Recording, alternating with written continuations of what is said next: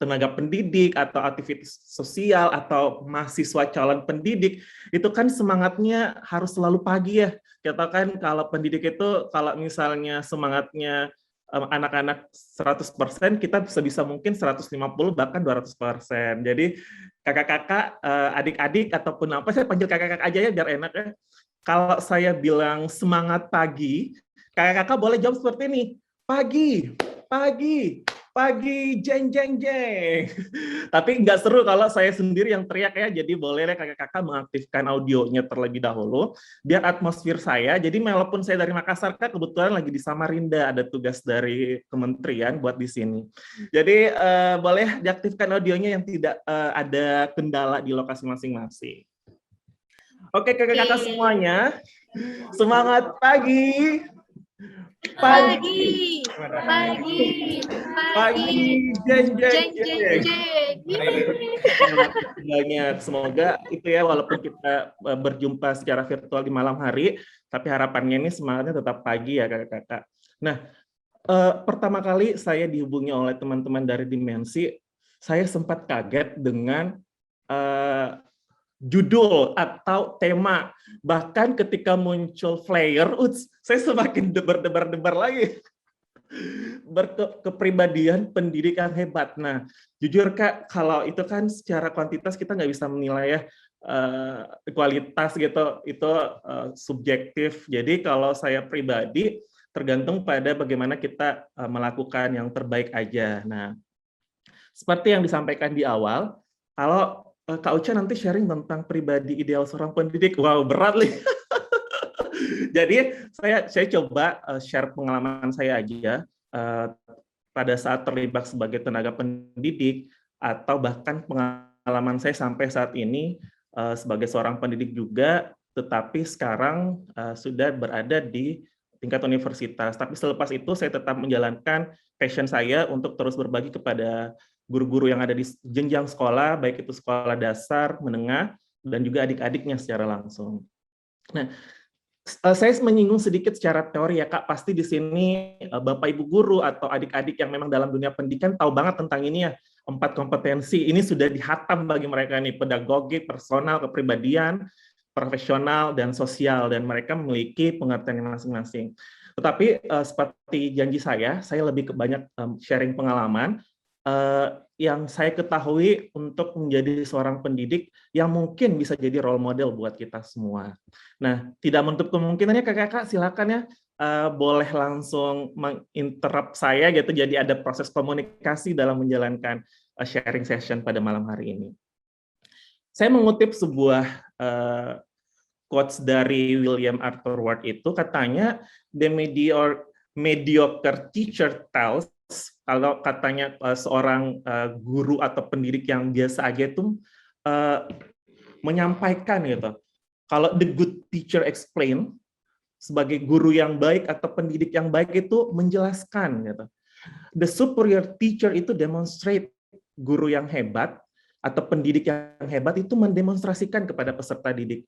Tetapi the great teacher inspires. Ini harapannya kita. Gimana supaya menjadi tenaga pendidik, baik itu guru ataupun dosen yang luar biasa ketika dia mampu menginspirasi. Nah, saya mau berbagi sedikit pengalaman tentang pengalaman saya sebagai seorang tenaga pendidik. Ini yang sempat saya rangkum ya Kak, bahwa menjadi tenaga pendidik yang menginspirasi itu kita perlu beberapa poin-poin yang bisa kita terapkan di dalam kelas, mulai dari manage kelas dengan baik, include rutinitas dan prosedur, memberikan pengalaman dalam proses pembelajaran, terus mengenali bukan sekedar mengetahui ya, karena saya yakin tidak lepas, bukan hanya saya, banyak pendidik itu yang hanya sekedar mengenali siswanya, Bang, tidak mengetahui betul-betul siapa dia. Mengapresiasi tiap tindakan, bahkan kita sebagai pendidik kadang lupa kalau kita ini mengajar anak orang, tetapi ada juga tanggung jawab kita. Jadi bukan untuk memberikan hukuman kepada mereka, tetapi bagaimana kita memberikan mereka itu konsekuensi logis terhadap kesalahan yang mereka buat. Terus sebagai pendidik juga bagaimana kita dapat nyambung dengan dunia mereka, bahkan jadi teman cerita mereka, Dan dalam setiap aktivitas di sekolah, baik di dalam kelas maupun di luar kelas, kita tetap bisa melibatkan orang tua atau wali muridnya gitu. Tidak sekedar hanya untuk datang rapat nih, ada rapat SPP, ada rapat pengumuman penerima beasiswa gitu. Terus kita juga harapannya sebagai agent of change, bahkan harapannya itu sebagai inspirator buat adik-anak yang kita ajarkan. Kita mulai ya dari hal yang sederhana yang mungkin menjadi keseharian kita dalam proses pembelajaran di dalam kelas, yaitu bagaimana manage kelas kita menjadi baik, mulai dari rutinitas itu sampai prosedur. Kadang kan boleh nih Kak Vivi atau Kak Husen atau kakak yang lain sharing pengalaman. Saya mau share juga, waktu saya dulu sekolah, saya ingat banget ya sebelum saya masuk di kelas, kami tuh disuruh berbaris, terus ketua kelas bilang gini, seluruhnya siap, gerak, lancang depan, gerak, terus atau guru-guru itu lagi di dalam kelas menanti, atau guru-guru lagi berjumpa dengan guru yang lainnya sambil menanti anak-anaknya masuk dalam kelas. Padahal kan harapannya kita, guru menjadi bagian dari proses itu, bahkan mulai dari dalam kelas sampai penutupan gitu. Bagaimana mengatur anak-anak biar perhatian mereka dapat kembali ke kita tanpa harus memarahi. Oh, yang di belakang diam, gitu kan, capek teriak. Bayangkan kalau kita ngajar dari jam 7.30 sampai pukul 12 lah misalnya. Terus yang kerjanya kita hanya untuk mengarahkan siswa buat diam, kita tuh teriak-teriak. Waduh, kebayang kan capeknya. Nah, itu mungkin kita akan share malam ini. Kita mulai dari membuka kelas gitu Kak. Jadi enak ya ketika kita mengajak seluruh siswa bersama guru misalnya lagi di lapangan gitu. Saya coba tes ya, boleh aktifkan audionya Kakak-kakak. Apakah kita ini sepertinya belum pernah latihan ya sebelumnya, tapi saya yakin Kakak-kakak bisa. Saya coba ya, saya adalah seorang guru nih, mengajar anak kelas 1 sampai kelas 6 SD Bunga Mawar gitu contohnya. Halo anak-anak semuanya, selamat pagi. Oke, Selamat pagi, Kak. udah mulai pembelajaran, Bapak dan guru-guru yang lain menyapa dulu nih di depan halaman sekolah. Good morning everybody, how are you? I'm fine. Good morning everybody, how are you? I'm fine. Good morning to me, good morning to you, good morning everybody, how are you? I'm fine. Wah, luar biasa, nih langsung bisa deh. Jadi kakak-kakak, hal sederhana ya, tidak harus mengajak siswa seluruhnya siap gerak lancang depan, gerak gitu kan. Ada proses kebersamaan yang kita lakukan bersama guru di sekolah, gitu, bersama anak di sekolah. Hal sederhana menyanyikan yang simpel-simpel. Maaf, Kak Uca. Tadi kayaknya kebiat deh. Saking semangatnya kepencet, Kak. Iya, dia semangat banget nih, Kak Uca. Nah, terus Kak, gimana ya kalau ada yang lebih naik sedikit, mungkin anak kelas 4, kelas 5, kelas 6. Oke, nih kita ada satu lagi gitu. Misalnya saya menanyakan apa kabar nih? Bisa banget diaplikasikan juga buat Bapak Ibu guru yang di SMP, SMA, bahkan dosen-dosen di universitas. Misalnya pagi hari tidak hanya sekedar apa kabar anak-anak, baik Bu, gitu kan. Jadi semangatnya aja kurang, gimana mau powerful selama proses pembelajaran ya. Coba ya kalau kita praktekin sebagai ini. Apa kabar anak-anak? I feel good. Oh, I feel so good. Oh, I feel so good. Ha, gitu kan. Waduh, pasti atmosfer yang ada dirasakan di dalam kelas itu dari anak-anaknya tersendiri itu akan mantul ke guru atau ke kita gitu kan. Jadi kita sendiri akan bara-bara. Kak, boleh dipraktekin nanti deh, kelamaan nanti ini waktunya sangat terbatas, jadi kita terusin dulu ya Kak. Nanti rekamannya Kakak kalau bisa di-share juga kepada rekan-rekan yang hadir pada malam hari ini. Nah, tadi saya sempat mendengar juga, sempat di-mention juga sama Kak Husen pada saat memberitahu saya kalau Kak ini pesertanya ada juga dari adik-adik mahasiswa pendidikan anak usia dini gitu kan yang mengajar di jurusan tersebut. Kalau ditanyakan anak-anak terus mereka I feel good, oh my god, takutnya lidahnya keputar gitu kan. Jadi bisa kita banyak lihat anak kelas 1, kelas 2 misalnya. Nah, ada cara yang lebih menarik lagi yang sesuai dengan jenjang mereka misalnya. Aku coba praktekin ya Kakak, biar sambil ngikut-ngikut kecil-kecil, silakan Kakak. Jadi seperti ini ya.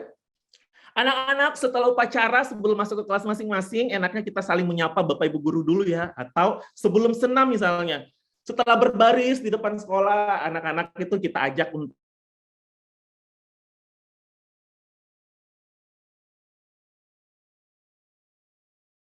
sama guru dan anak. Padahal sesimpel ini tuh bisa terjalin sebenarnya. Contoh ya, oke anak-anak, sudah siap? Mari kita bernyanyi. Aku senyum salam sopan kepada guru. Boleh ikut Kak, satu kali lagi. Ini ada satu, diulang 2 kali soalnya. Baik, baik. Aku senyum salam sopan kepada guru. Aku senyum salam sopan. Senyum salam sopan. Aku senyum salam sopan kepada guru. Oh iya Kak, ini kan kita lagi virtual kan ya. Tapi kalau lagi offline atau pembelajaran sudah tetap muka, jangan sampai hanya menyanyi terus tegak lurus gitu kan. Jadi ada proses pergerakan juga untuk merangsang psikomotorik anak-anak untuk bergerak misalnya, guru juga ikut bergerak. Nah, bait yang kedua ini Kak, mungkin lebih cepat ya, lebih bersemangat gitu, lebih upbeat lagi. Aku senyum, senyum, senyum kepada guru. Aku salam, salam, salam kepada guru. Aku sopan, sopan, sopan. Aku senyum, salam, sopan kepada guru. Terima kasih anak-anak. Bayangkan kalau kita melakukan ini bersama anak, siswa, dan juga guru, setiap hari misalnya, pasti akan ada proses emosional yang terbangun di antara kita. Gitu. Dan sebenarnya banyak sekali ya, cuma karena memang waktunya terbatas dan ini lebih fokus ke manajemen kelas, itu ada waktu tersendiri sebenarnya untuk kita bisa berbagi. Ada lagi nih, boleh teman-teman lihat, ini waktu saya sempat mengajar di salah satu sekolah dasar, boleh teman-teman lihat apa yang saya lakukan gitu. Maaf. Assalamualaikum. Ada yang tahu apa yang saya bawa? Coba di atas ada apa?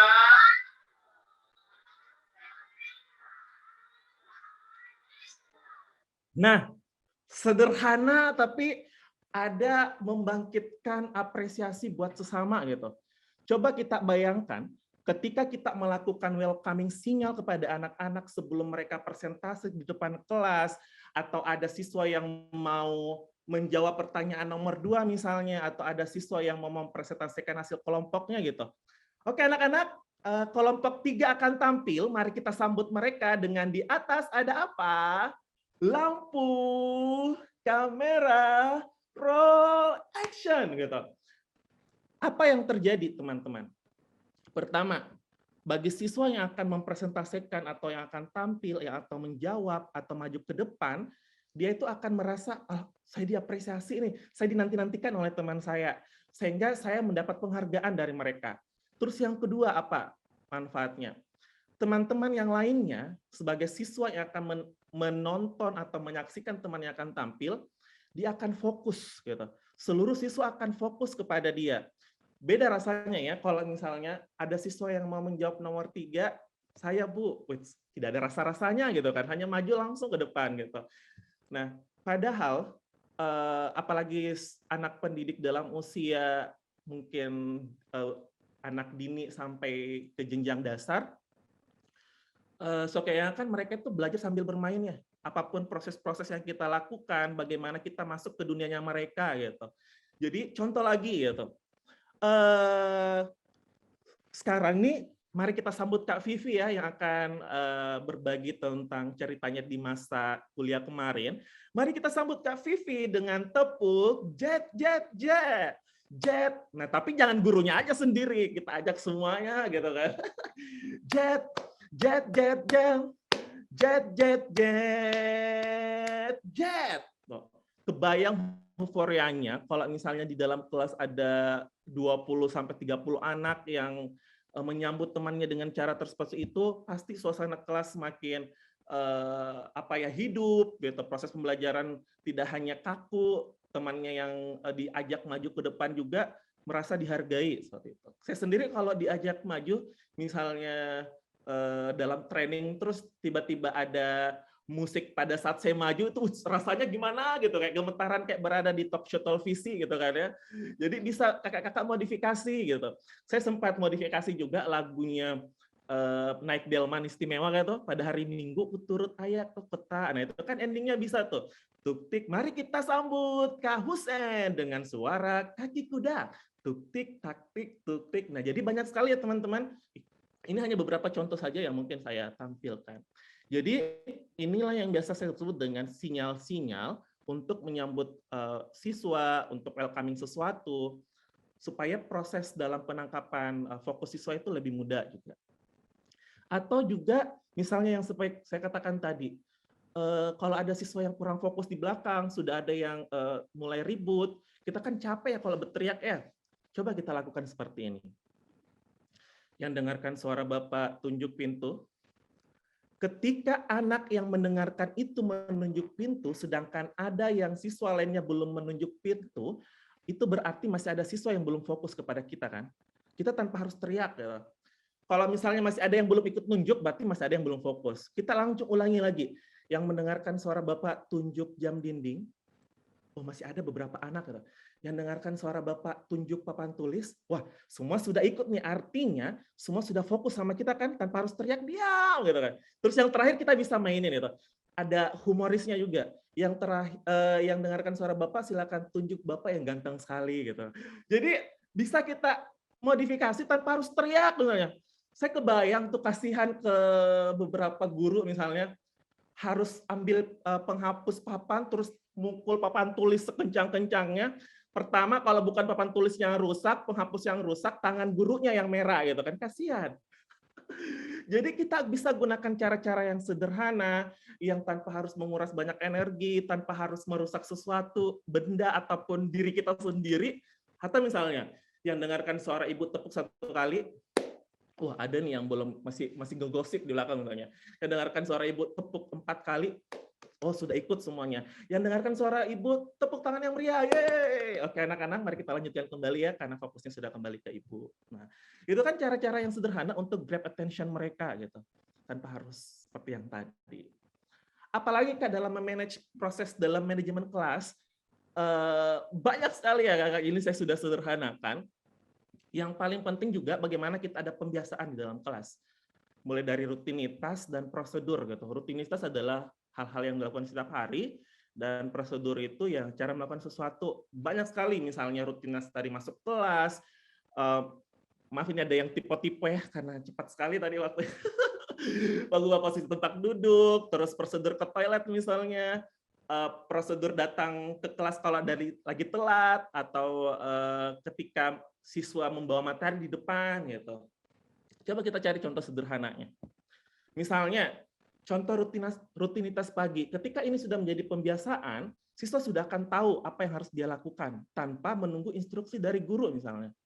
Berikan salam kepada guru dengan cara yang tadi, itu meletakkan tas di kursi, menyerahkan PR jika ada pada tempatnya, tanpa harus menunggu instruksi. Jadi guru nggak perlu teriak-teriak lagi. Yang kerjakan PR silakan cepat kumpul di meja saya. Aduh, ampun, habis kan. Padahal sebenarnya kita bisa meminimalisir energi yang kita gunakan di dalam kelas. Terus mengisi absen misalnya. Bayangkan ketika kita hanya di masa pandemi, waktu mengajar hanya 40 menit, mengabsen siswa itu habis 10 menit, coba. Hanya menyebut nama satu-satu. Kita kan bisa misalnya di depan kelas menyiapkan absensi yang ala-ala kita gitu kan, bagaimana kita bisa menyesuaikan. Jadi guru tuh tinggal melihat, oh ada yang kurang ini, kemana ini anak gitu. Jadi sesuatu itu nggak harus teriak-teriak sampai gimana gitu kan. Terus contoh yang sederhana lagi untuk prosedur misalnya.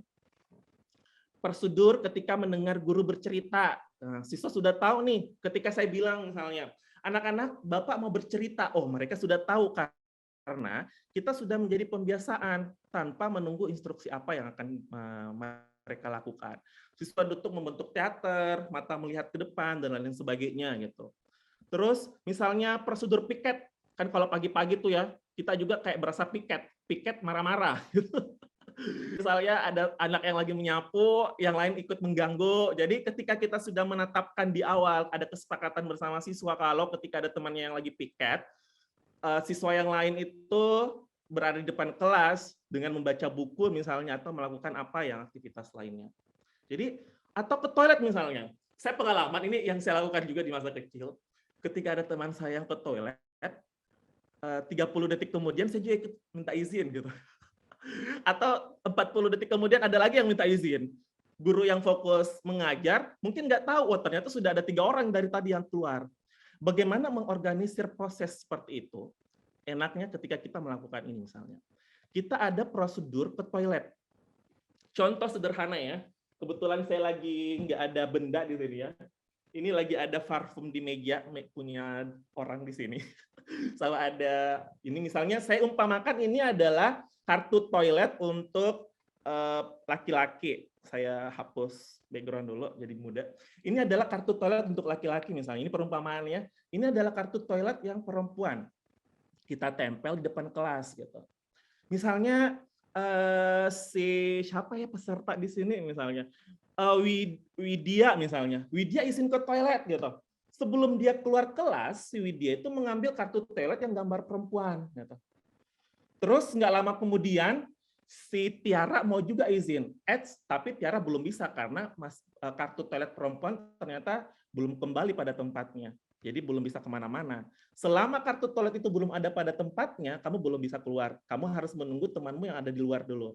Wah, sama misalnya ketika si Widya tadi sudah kembali mengembalikan kartu toiletnya di depan kelas, akhirnya Tiara bisa keluar nih, yes kartu toiletnya sudah kembali, saya bisa keluar ke toilet gitu. Sama dengan laki-laki misalnya. Jadi kita nggak perlu pusing nih, tadi berapa orang yang izin ya? Tunggu dulu, tadi temannya belum kembali. Apalagi siswanya misalnya 40 orang dalam satu kelas. Kita kan agak kewalahan, tapi dengan cara sederhana seperti ini, proses dalam mengorganisasi kelas itu lebih mudah dan membantu kita sebagai seorang guru, apalagi kalau kita sendiri di kelas ya, gurunya sendiri, siswanya banyak sekali gitu. Nah, itu adalah mungkin contoh-contoh sederhana dari manajemen kelas, khususnya untuk prosedur dan rutinitas, tapi sebenarnya ini masih banyak sekali dan lebih luas yang mungkin bisa kita bahas lebih lanjut. Terus, apalagi nih sebagai pendidik yang mungkin bisa kita lakukan untuk yang Kak Hussein harapkan menjadi pribadi yang ideal. Aduh, saya kaget, saya takut banget nih istilah ini ya. Yaitu memberikan pengalaman ya kakak-kakak. Saya mau sharing. Dulu waktu saya mengajar di sekolah dasar, saya selalu berusaha untuk memberikan dia pengalaman untuk pesona yang mereka sehari-hari. Gitu. Saya mendapat kesempatan bertemu bupati dan mengenalkan anak-anak berbagai macam bla bla bla gitu. Anak-anak ini seperti ini. Akhirnya dia mendapat kesempatan untuk diundang ke rumah jabatan bupati dan nginap 2 hari 1 malam gitu. Ini memberikan pengalaman untuk di luar kelas misalnya, atau mereka diajak ke Masjid Agung gitu misalnya, atau mengajak ke kantor dinas perpustakaan kota yang ada perpustakaannya di situ. Nah itu kan salah satu proses memberikan pengalaman. Bagaimana di dalam kelas? Di dalam kelas juga justru yang sangat penting yang harus kita lakukan untuk memberikan mereka pengalaman, tidak hanya sekedar teori atau membaca buku yang mereka berimajinasi gitu misalnya. Ini contoh pengalaman yang saya berikan waktu anak-anak belajar tentang PKN, yaitu pengalaman Pancasila Demokrasi. Dengan sederhana, saya minta anak-anak silakan cari kardus bekas, gitu. Silakan mencari ini, gitu. Dan yang kedua, ajak orang tuanya yang tidak ke kebun. Nah, ada nih banyak nih ibu-ibu yang datang. Gitu.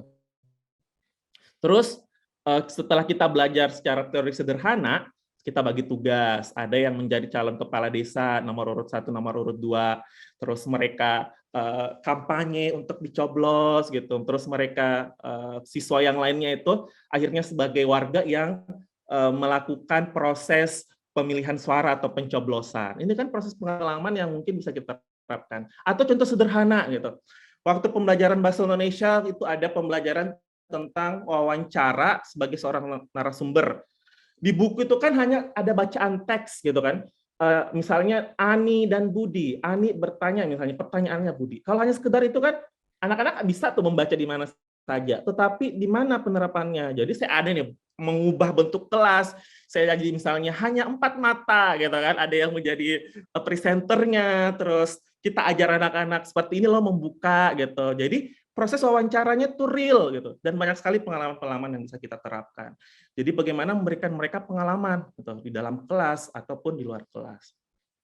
Apalagi misalnya mengenali siswa bukan hanya sekadar mengetahui, hanya mengetahui namanya siapa, di mana tinggal dan orang tuanya kerjanya apa. Gitu.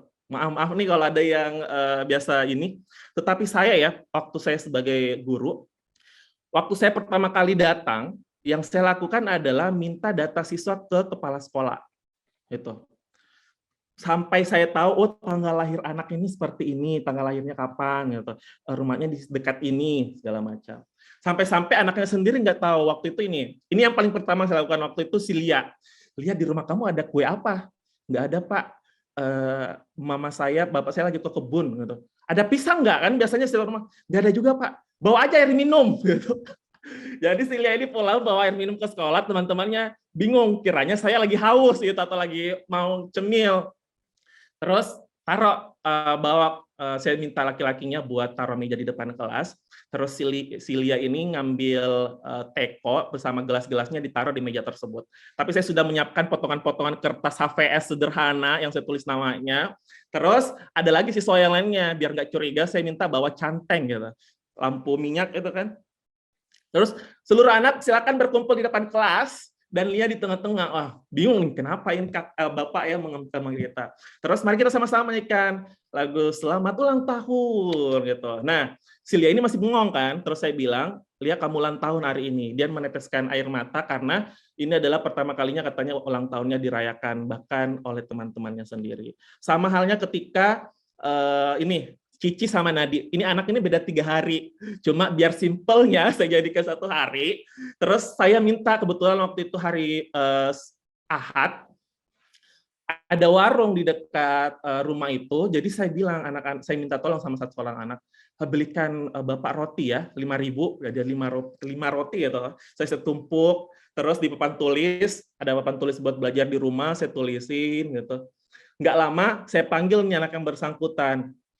Panggil bapak kamu sama mak kamu, kebetulan kan mereka lagi ada di rumahnya masing-masing. Heran nih, kenapa nih bapak saya mau dipanggil ya? Terus anak-anak yang lain saya suruh kumpul juga di depan rumah dan kita sama-sama menyanyikan betapa apa ya, terharu tuh bukan anaknya, orang tuanya gitu, mama sama bapaknya kaget gitu kan. Nah, ini adalah mungkin salah satu bagaimana kita mengenali siswa itu tidak hanya sekedar mengetahui. Sederhana, misalnya mengetahui tanggal lahirnya mereka. Dan saya percepat kan. Ayo orang didik juga mungkin kita bisa menjadi orang teman cerita mereka gitu. Nyambung dengan dunia mereka. Kita tahu usia kita mungkin sangat jauh berbeda dengan mereka, tapi bagaimana kita masuk dengan mereka. Jangan sampai mereka ini anak SD, tapi kita yang ngajak cerita, tadi malam nonton Tersanjung tidak? Gimana ceritanya? Nah, gimana tuh?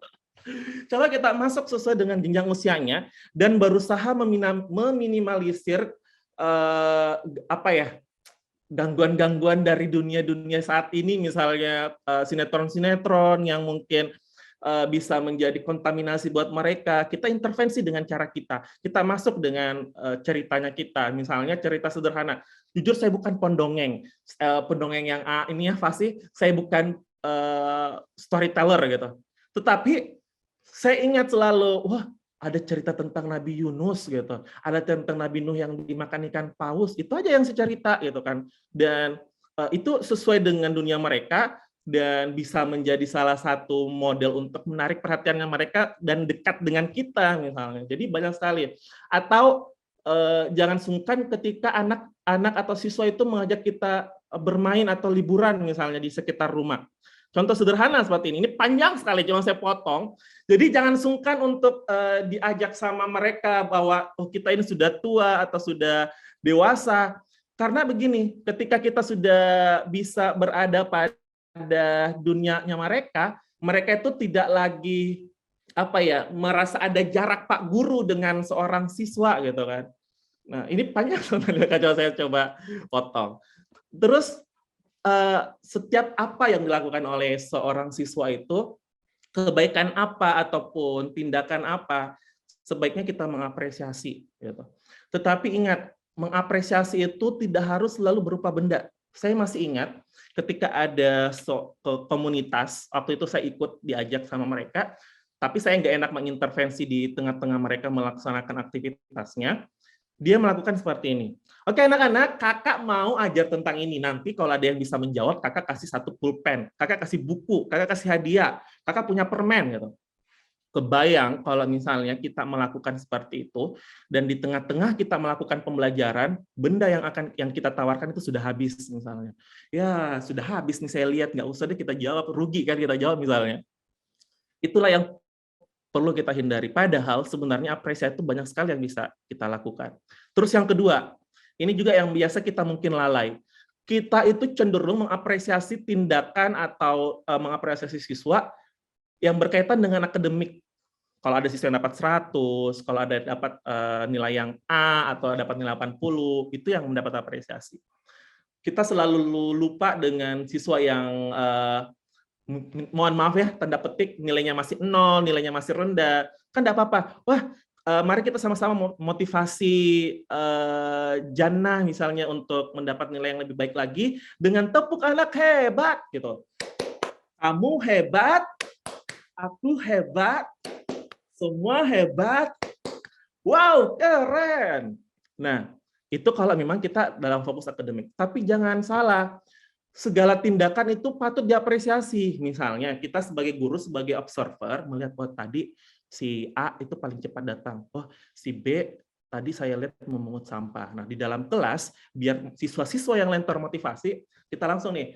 Oke, anak-anak, tadi Bapak tidak sengaja melihat si Reza memungut sampah di depan kelas. Mari kita sama mengapresiasi Reza dengan tepuk segitiga. Jadi siswa yang lain itu selalu termotivasi gitu kan. Wah, sekedar memungut sampah atau cepat datang ke sekolah atau berani maju ke depan dapat apresiasi, dan banyak sekali yang bisa kita modifikasi. Bangun datar, apalagi ya tanda seru misalnya, dan kalau kita praktekkan ini semuanya plus yang lainnya itu mungkin sampai besok pagi baru kelar kan.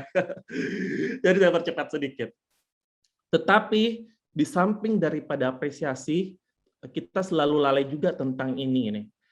Tegas, tapi jangan sampai kita dibilangi galak, dan jangan sampai kita itu cenderung memberikan hukuman daripada konsekuensi logis. Misalnya ya, kita meminta siswa untuk berdiri di luar kelas karena mengganggu teman yang sedang belajar. Ini maaf ya kakak kalau ada banyak yang typo gitu kan. Jadi sebenarnya apa yang sebaik seorang guru lakukan? Yaitu kita memberikan konsekuensi yang logis, yang relevan, yang mencerminkan sifat respectful dan responsibility gitu. Yaitu yang logisnya yaitu meminta siswa untuk berpindah tempat duduk, bukan harus keluar kelas gitu. Contoh lainnya, meminta siswa menulis saya tidak akan menggunakan HP di dalam kelas sebanyak 100 kali gitu. Ada nggak pengalaman seperti ini? Saya ada loh waktu SMP. Tadi yang harusnya dilakukan oleh pendidik yaitu menyimpan HP siswa sampai jam pelajaran berakhir. Kalau misalnya kita meminta siswa untuk menulis sebanyak 100 kali, otomatis dia akan ketinggalan pelajaran yang sedang berlangsung. Kasihan kan, yang rugi siswanya, yang rugi juga gurunya. Karena kita sudah harapannya mereka sampai dengan informasi yang kita sampaikan, tapi karena dengan hukuman yang seperti ini, akhirnya informasi itu tidak sampai ke mereka. Meminta siswa berdiri di depan kelas sampai jam istirahat atau push up karena tidak mengerjakan PR. Banyak nih mungkin. Atau hormat di depan yang bendera.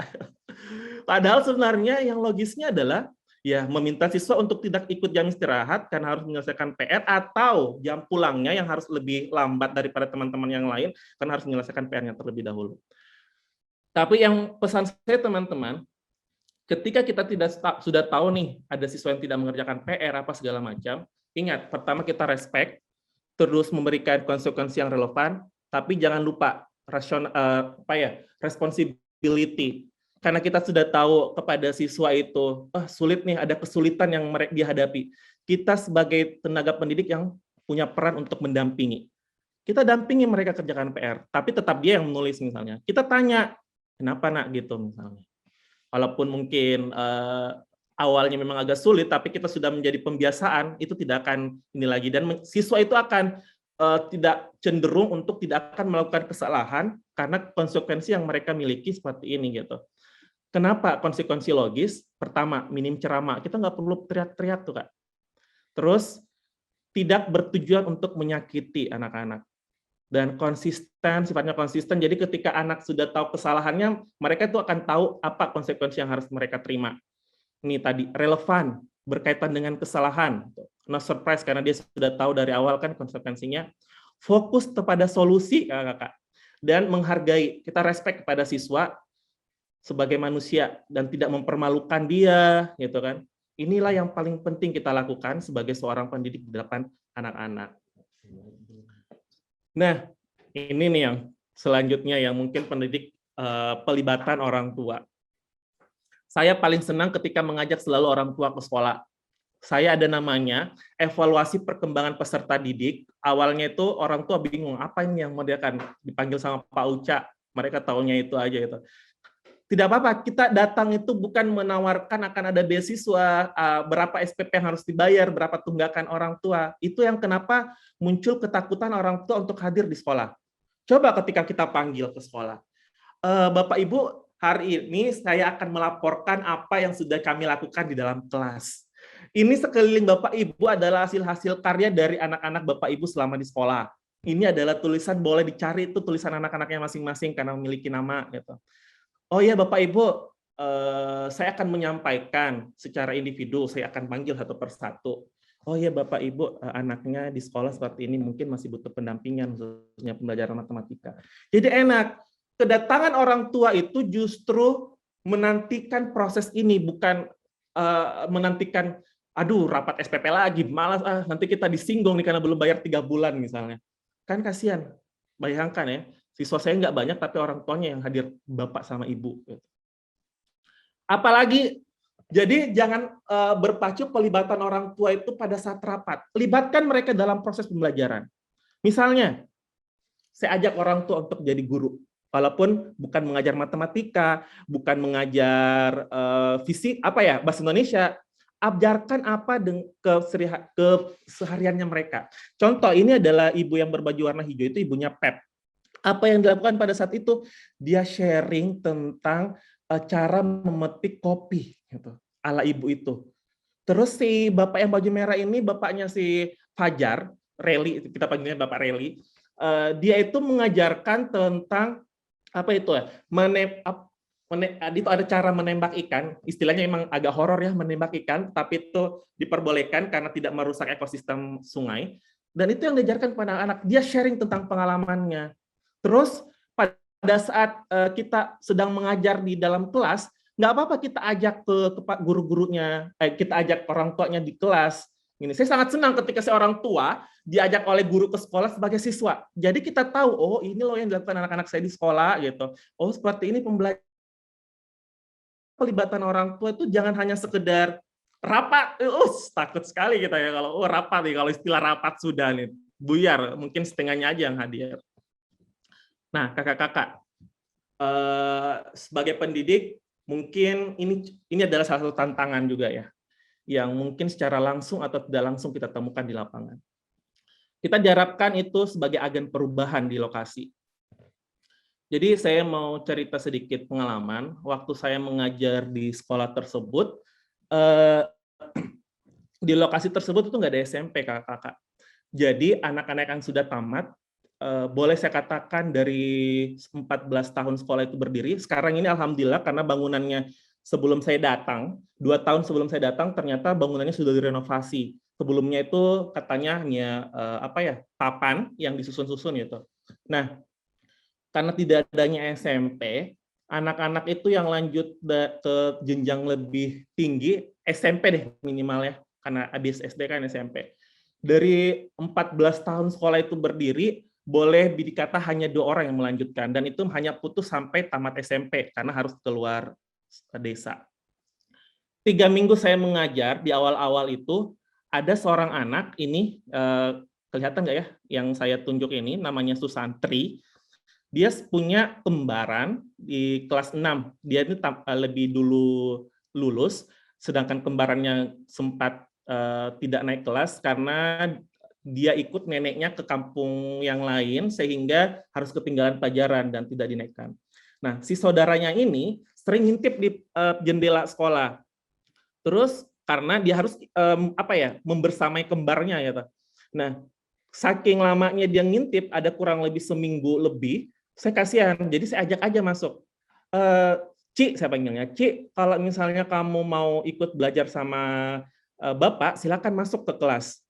Besoknya dia datang nih, bawa buku selembar. Besoknya, tambah lagi temannya, si Putri yang berdua ini. Sama kelamaan, datanglah. Dan ini anak ini semua sudah tamat SD di sekolah ini, di tempat, tapi harus kembali belajar bersama di kelasnya. Walaupun dengan pelajaran yang saya untuk khusus kelas 6 dan kelas 5, karena waktu itu saya rangkap kelas 5 dan kelas 6 digabung. Akhirnya si Fitri ini bahkan sudah tamat 2 tahun, si Isa ini 2 tahun juga kalau nggak salah, dia sangkatan sama Fitri. Tidak lama jumlah anak saya itu yang sudah tamat SD dan masih memiliki semangat untuk belajar itu menjadi 8 orang. Kurang lebih 3 bulan berjalan, ada 6 perempuan dan 2 anak laki-laki. Aduh, kalau misalnya saya biarkan begini saja, tidak ada kejelasan, kasihan mereka kalau hanya sekedar belajar. Sehingga saya sampai memasuki ke dinas pendidikan, tapi nggak ada respon, mohon maaf. Terus saya sampai masukkan ke koran, ke media, hanya begitu aja. Saya sudah meng-SMS kepala dinas di dinas pendidikan bagian GTK sama Disdak, juga nggak ada tanggapan yang jawaban yang berarti gitu. Sehingga saya memutar ide gitu. Oh, saya cari sekolah terdekat, SMP terdekat waktu itu. Dan saya bertemu dengan kepala sekolah. Jadi SMP terdekat itu berada di desa induk, karena posisi sekolah saya ini tuh di tengah-tengah hutan dan tidak ada jalan lain selain harus menggunakan sungai atau perahu. Kebayang kalau mereka harus meninggalkan desa, tinggal di desa induk, mereka harus tinggal sama siapa? Kalaupun mereka harus keluar masuk naik perahu, biayanya sangat besar. Karena naik perahu itu kurang lebih 1-2 jam, tergantung cuaca. Saya ketemu dengan kepala sekolah di SMP itu. Dan saya dengan perbincangan yang cukup panjang, sampai 3 kali saya ke sana mendapatkan solusi. Akhirnya kepala sekolah tersebut memberikan saya kesempatan untuk mendaftarkan anak-anak yang saya ajarkan di sekolah ini masuk ke data Dapodik, artinya terdaftar secara resmi kan, formal, tetapi belajarnya tetap bersama saya di desa. Nah, kabar ini saya bawa masuk ke desa, dan saya adakan rapat bersama orang tua, waktu itu kebetulan di hari Jumat. Jadi saya adakan rapat, saya panggil semua orang tua dari anak-anak yang sudah tamat ini, tetapi harus belajar kembali sama saya sampaikan sama mereka, Bapak, Ibu, terima kasih sudah memberikan semangat anak-anaknya untuk belajar kembali, walaupun harus bersama dengan teman-temannya yang sudah tamat SD, gitu. Terus saya bilang, Ibu itu resmi terdaftar sebagai siswa SMP gitu. Bicara ini, tapi belajarnya Bapak Ibu tetap bersama saya di sini. Setelah itu saya keluar desa Sabtu Ahad, dan apa yang terjadi coba? Saya merinding waktu hari Senin pagi, saya datang ke depan sekolah dan anak-anak itu yang ber-8 datang dengan dapat dari mana, mereka nggak ada yang beli. Setelah saya tanya, katanya orang tuanya waktu hari Sabtu Minggu ada yang ke desa Karangpanggung, ada yang ke desa sebelah untuk mencari pakaian yang masih bisa digunakan untuk bersekolah SD. Dan saya pun saya nggak mau memperlihatkan waktu itu saya menangis di depan kelas, tapi saya tetap bisa menahan betapa seriusnya anak-anak di sana untuk bersekolah gitu. Jadi bagaimana kita sebagai pendidik itu bisa melihat situasi, bisa melihat kondisi untuk bisa menjadi harapannya agen perubahan walaupun contoh sederhana seperti ini. Terus yang kedua juga bahwa kita sebagai seorang pendidik itu diharapkan menjadi jembatan mimpi bagi anak-anak. Nah, saya mau bercerita sebuah kisah ini Kakak. Jadi ada seorang pemuda, dia itu mendapat kesempatan untuk mengabdikan dirinya ke daerah yang cukup jauh, bahkan yang harus menyeberang pulau besar berapa kali gitu. Dia tinggal bersama sebuah keluarga yang terdiri dari bapak, mama, sama 3 orang anak. Yang anak pertama itu SD kelas 5-6, terus yang adik yang terakhir katanya itu masih seumuran TK. Dan ini saya dapat gambarnya, ini rumahnya mereka, dan ini bapaknya dan mamanya gitu. Singkat cerita, pemuda yang tinggal di rumah tersebut itu mendapat kesempatan untuk mengabdikan diri sebagai seorang guru, tetapi dengan waktu yang terbatas. Mereka setiap hari melakukan aktivitas sebagai pendidik, pulang ke rumah, bertemu dengan kedua orang tua ini, dan entah kenapa orang tua ini tuh berpesan kepada pemuda ini, katanya, kalau kamu sudah balik atau selesai dari sini, tolong bawa adik-adikmu, biar mereka bisa melanjutkan pendidikannya yang lebih jauh lagi. Apalagi katanya di sana itu nggak ada sekolah formal lainnya selain SD. Bahkan orang tua ini mungkin dalam kondisi ekonomi yang terbatas sangat jauh dari mimpi untuk menyolokkan anak yang lebih tinggi.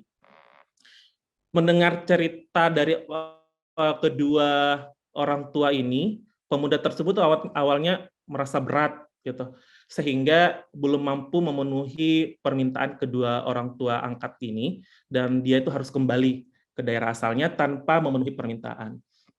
Tetapi ketika dia kembali, pemuda ini sudah kembali ke daerah asalnya, dia itu mendapat sebuah rezeki untuk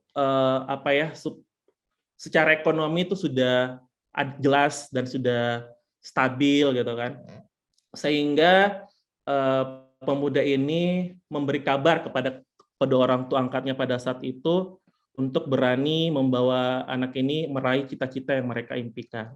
Dan anak tersebut sekarang sudah bersekolah di Makassar, dibawa oleh pemuda yang berada di hadapan layar teman-teman semuanya. Jadi semoga mimpi anak-anak ini bisa tercapai, kedua orang tuanya bisa mengimpikan impian yang mereka inginkan untuk menyeraih mimpi dari anak-anaknya. Jadi seperti yang saya sampaikan bahwa seorang pendidik itu bisa, kalau kita menjadi seorang motivator sekaligus inspirator. Nah, bukannya saya ingin membanggakan diri atau menyampaikan ini ke depan teman-teman, tapi semoga ini menjadi motivasi. Suatu saat waktu itu, beberapa waktu lalu, saya mendapat DM dari seseorang.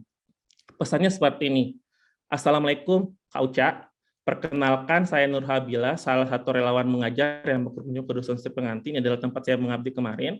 Saya banyak mendengar cerita tentang Kak Uca dari ibu-ibu di sana, dari guru-guru, dan dari anak-anak sendiri. Hanya lewat cerita saya berhasil membuat mengagumi sosok Kak Uca. Nah, terlebih lagi saat saya bertanya ke anak-anak, nanti kalau kalian sudah dewasa, kalian mau jadi kayak siapa? Gitu. Semua anak-anak serentak menjawab, Pak Uca. Sungguh tidak terlintas. Jadi sudah berapa tahun gitu kan kita sudah tidak bertemu dengan mereka, tetapi mungkin inspirasi yang kita berikan itu terngiang-ngiang bagi mereka. Jadi semoga bisa jadi motivasi dan inspirasi juga buat teman-teman. Mungkin cukup itu kakak-kakak. Terima kasih. Semoga bisa menginspirasi buat teman-teman. Ini menginspirasi banget Kak Uca, ya Allah. Ya, tepuk tangan virtualnya teman-teman. Aduh, kayaknya ini ada yang agak berambang-berambang gitu ya, kayak terharu-terharu sama cerita-ceritanya. Luar biasa banget nih, kayaknya ada beberapa lihat yang on cam gitu ya, kayak aduh, terharu banget sama cerita-ceritanya Kak Uca gitu. Dan ya, yang paling di highlight sih, kenapa Kak? Aman. Iya. Gitu, dan yang paling ter-highlight banget sih kayak pendidik adalah inspirasi terbaik gitu ya, kayak baik kayak kalau tadi kita bahas nih, gimana sih sebenarnya karakter terbaik untuk seorang pendidik itu ya yang inspirasi gitu. Tadi sempat di hashtag juga sama Kak Uca gitu ya. Tadi Kak Uca bilang jadi motivator yang menginspirasi gitu, jadi inspirator juga gitu. Dan tadi juga kayaknya udah banyak juga cerita-cerita Kak Uca gitu ya yang menjelaskan tentang wah ternyata banyak banget nih tuntutan untuk pendidik untuk kreatif gitu. Karena kalau misalnya dengerin Kak Uca tadi cerita tuh kayaknya jauh banget, di luar banget gambaran sekolah gitu ya. Kayak misalnya tadi kalau yang biasa kita lihat kan baris, terus berjajar, siap, gerak, lucang depan, gerak, itu yang biasa kita tahu gitu. Sedangkan kalau misalnya kayak Kak Uca tadi jelasin, ada banyak cara yang bisa kita coba untuk meningkatkan semangat anak-anak dan sebagainya gitu ya. Makanya banyak banget nih inspirasinya. Oke, mungkin langsung aja nih, tadi karena materinya luar biasa banget dari Kak Uca. Dari teman-teman nih, kira-kira ada yang mau ditanyain gak sih? Kira-kira silahkan, teman-teman boleh raise hand, atau boleh juga nih kalau misalnya ada yang berkendala, teman-teman bisa masukin pertanyaan lewat kolom chat gitu ya. Oke, ada kan nih? Silahkan teman-teman. Ada yang mau raise hand? Silahkan. Kalau ada yang bertanya langsung raise hand aja ya. Dan langsung tanyakan langsung nih ke orangnya, ada Kak Uca nih. Terima kasih Kak. Silakan. Banyak banget nih ada yang bilang. Oke, inspirasi banget nih Kak Uca katanya di kolom komen. Silakan teman-teman. Oke, ada Mbak Andi Nurjana. Silakan Mbak Andi. Terima kasih. Assalamualaikum. Waalaikumsalam warahmatullahi wabarakatuh. Waalaikumsalam. Dan pengalaman Kak Uca tadi sangat mengharukan sekali, terinspirasi sekali. Jadi pasti sampai di sana itu Kak pasti banyak kendala yang dijalani. Mungkin tidak segampang itu yang dengan yang dilihat dari foto mungkin kayak seru dan senang begitu. Tapi untuk sampai ke sana itu terjun langsung ke masyarakat itu Kak sebenarnya kayak bagaimana, mungkin dari lubuk dari hati dari yang paling dalam memang mau terjun langsung ke masyarakat begitu, atau memang hobi lah atau apa. Oke, terima kasih. Langsung dijawab aja kali ya, biar nggak lupa. Terima kasih. Sepertinya ini adalah adik-adik yang di kampus, jadi saya tahu ini Nandi Nurjana. Baik, jadi sebenarnya kenapa saya mau sampai itu, jadi saya itu dulu 1 tahun lebih ya buat mengabdikan diri, bayang 2 tahun gitu, kalau sebulan 2 bulan oke lah. Gitu. Tapi saya kembali kepada diri saya, bahwa ini passion saya gitu. Saya bermula ketika saya terlibat dalam volunteer komunitas yang ada di Makassar, dan itu kan kegiatannya biasanya 2 hari, 3 hari, sepekan paling mentok saya pernah sampai 10 hari. Dan saya rasa kalau misalnya saya hanya seperti ini, mungkin ini sangat kurang bagi saya. Saya belum bisa mengeksplor apa yang bisa saya berikan kepada adik-adik, apa yang masih bisa saya berikan kepada masyarakat. Sehingga saya memutuskan untuk mendaftar salah satu yayasan ini. Bukan promosi ya kakak, tapi saya menceritakan tentang fakta. Yayasan yang digagas oleh Pak Anies Baswedan, yang biasa kita sebut dengan Gerakan Indonesia Mengajar. Dengan proses seleksi, alhamdulillah saya terpilih dan mendapat kesempatan untuk mengabdi diri di Sumatera Selatan, Kabupaten Musirawas. Di sini ada kalau nggak salah ada dari Lubuk Linggau ya. Mungkin dari Lubuk Linggau tuh enak sekali main ke dusun saya, Kak. Naik perahu loh, sejam 2 jam tergantung cuaca. Tapi itu kan berawal dari itu. Tahu nih Kak. Siapa? Dari Sumsel, Sumsel juga Kak. Iya. Oh dari Sumsel. Di mana tempatnya? Tempatnya Prabu Muli. Prabu Muli. Nah kemarin tuh banyak dari anak Unsri yang mengajar dari berbagai macam daerah yang main ke dusun saya waktu itu. Terima kasih. Waktu itu Kak Nurjana berawal dari kegiatan-kegiatan sosial aja dan merasa belum cukup gitu. Masih kurang. Ada lagi? Oke, makasih banyak nih Mbak Andi tadi ya atas pertanyaannya, terus sudah dijawab juga nih sama Kak Uca. Oke, selanjutnya Kak Uca ada pertanyaan selanjutnya di kolom chat dari Kak Emma Huzaimah.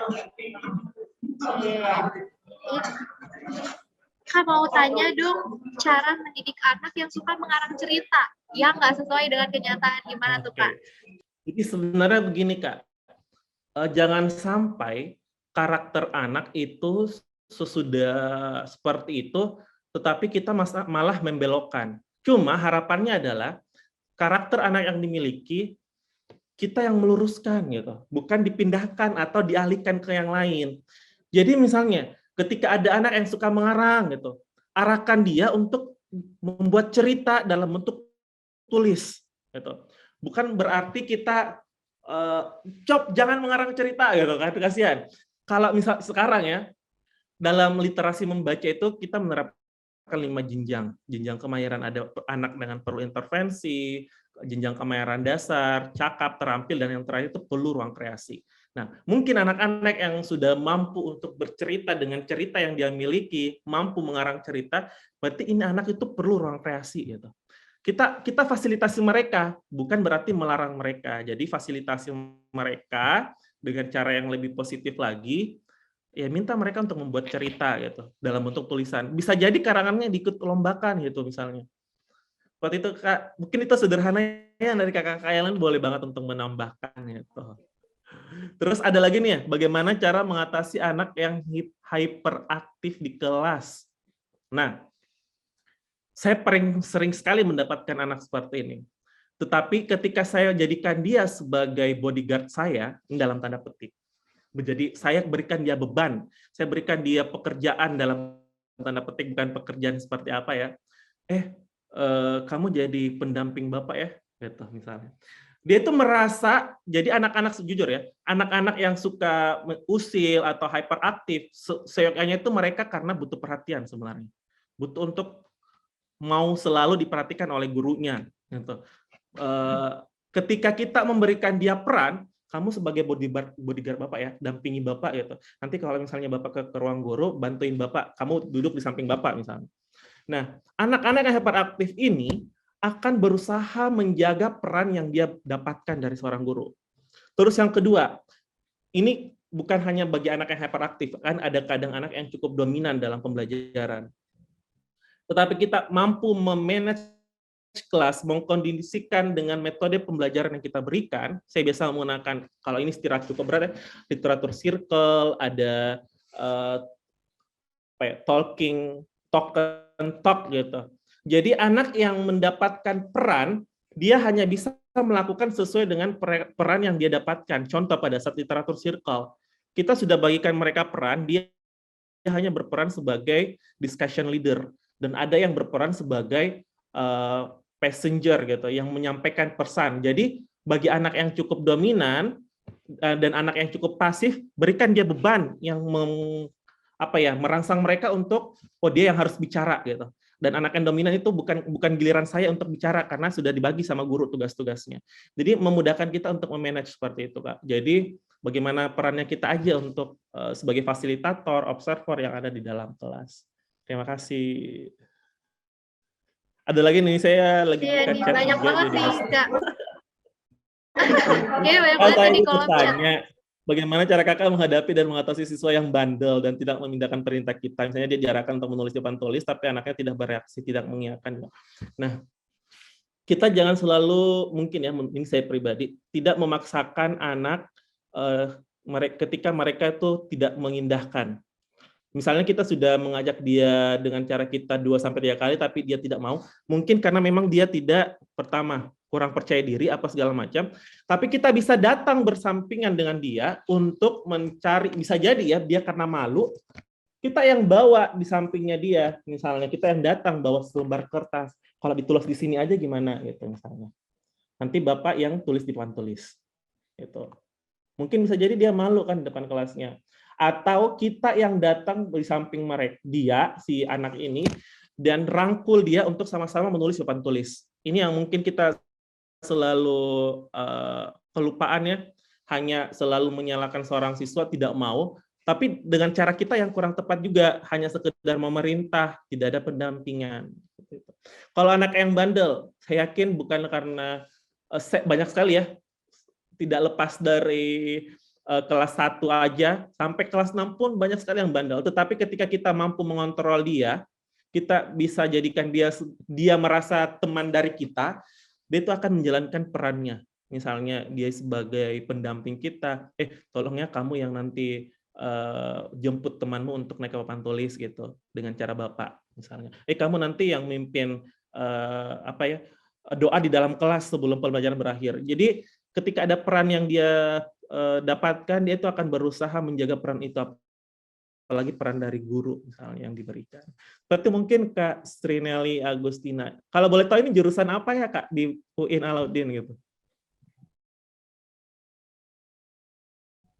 Kak.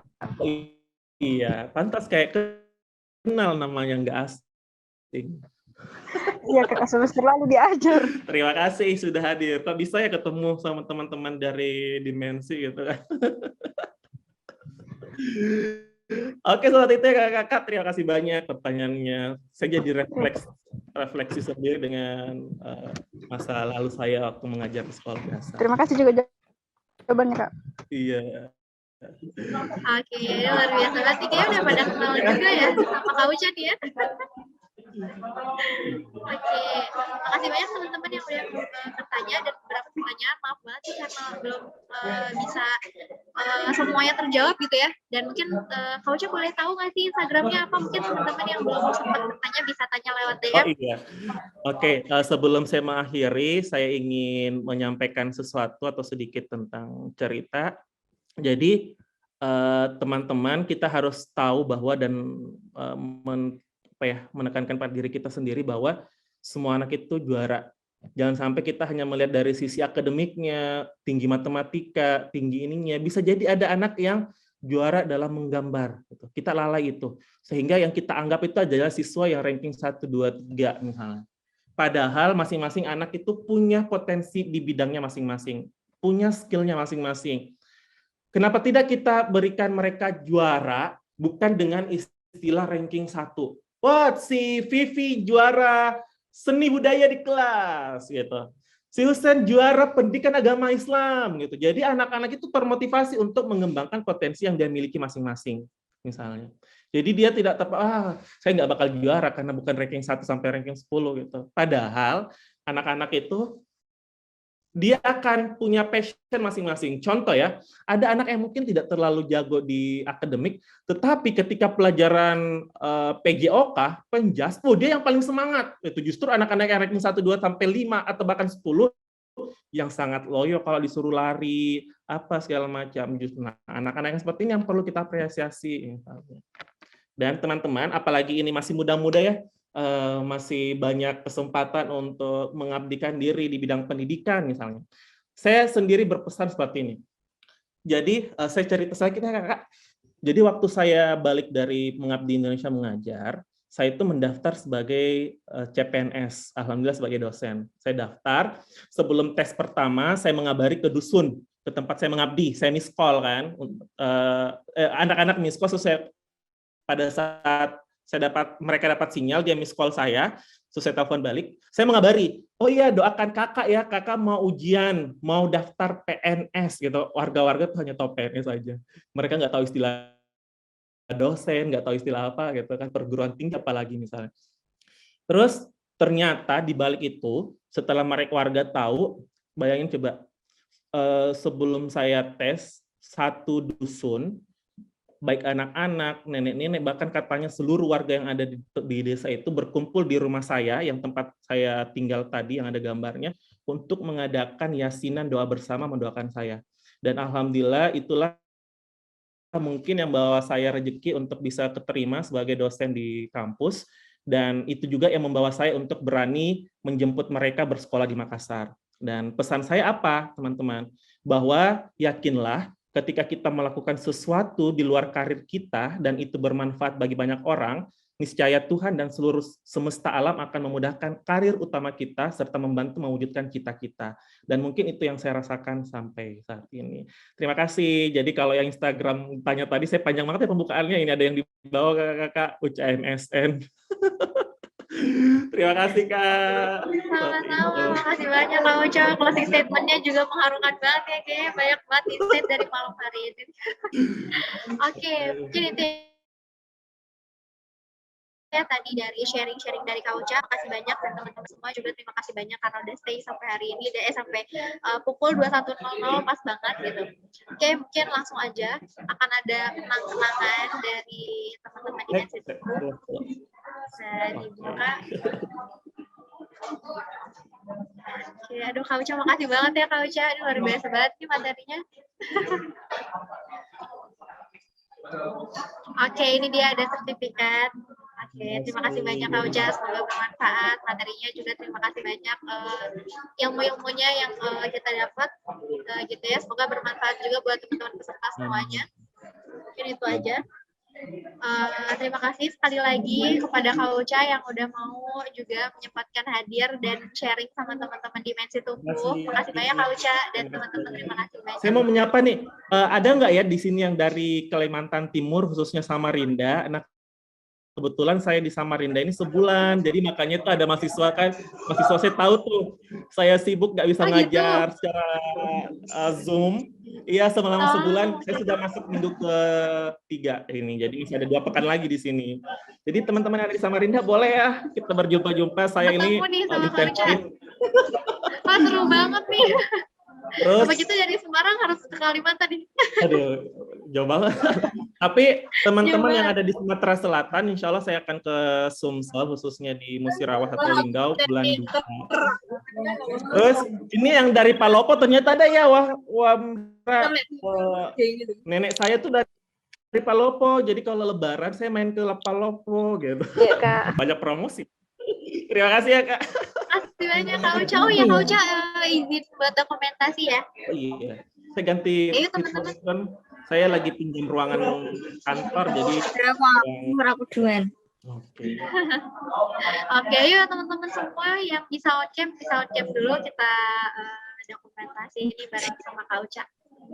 Oke, halo semuanya. Yang baru ada nih, ada Kak Andi, ada Kak Ajeng, ada Kak Adriani, terus ada Kak Ihsan juga. Yuk teman-teman semua, silakan. Oke, wah, udah kelihatan nih muka-mukanya, Masya Allah, pendidik-pendidik hebat ya. Ini dari Salatiga, dari iya, dari banyak banget loh nih Kak. Ugris di Semarang. Saya aja belum pernah betul-betul main ke Semarang, hanya lewat aja. Gitu. Berarti kapan-kapan main ya Kak? Rencana mau main ke Demak sih. Oh, Demak deket tuh. Baik. Oke, yuk teman-teman. Udah pada siap kan? Oke, aku hitung ya. 1, 2, 3. Oke, lagi. Ya nggak cukup. 1, 2, 3. Oke, lagi deh, 1 kali lagi nih biar ganjil. 1, 2, 3. Kasih semuanya, dan semoga bisa jadi pendidik hebat gitu ya setelah ini. Oh ya, dan teman-teman kemarin udah di spill juga. Kak Uca, terima kasih banyak ya Kak Uca, kalau misalnya ada kegiatan lagi. Soalnya di kantor di sini tuh sudah pukul 10 dan saya sendiri minta ruangan, beda sejam kan coba. Oh iya, benar-benar Wita ya. Iya, saya lagi di Wita, jadi sekarang sudah pukul 10, mungkin teman-teman pukul 9. Iya. Terima kasih. Dan saya agak seram juga ini pinjam kantor sendiri gitu. Aduh, sendirian ya ampun. Kak Uca, makasih banyak ya. Sorry. Assalamualaikum warahmatullahi wabarakatuh. Waalaikumsalam, Kak Uca. Oke, mungkin langsung aja aku tutup teman-teman. Makasih banyak atas kehadirannya dan semoga sharing-sharingnya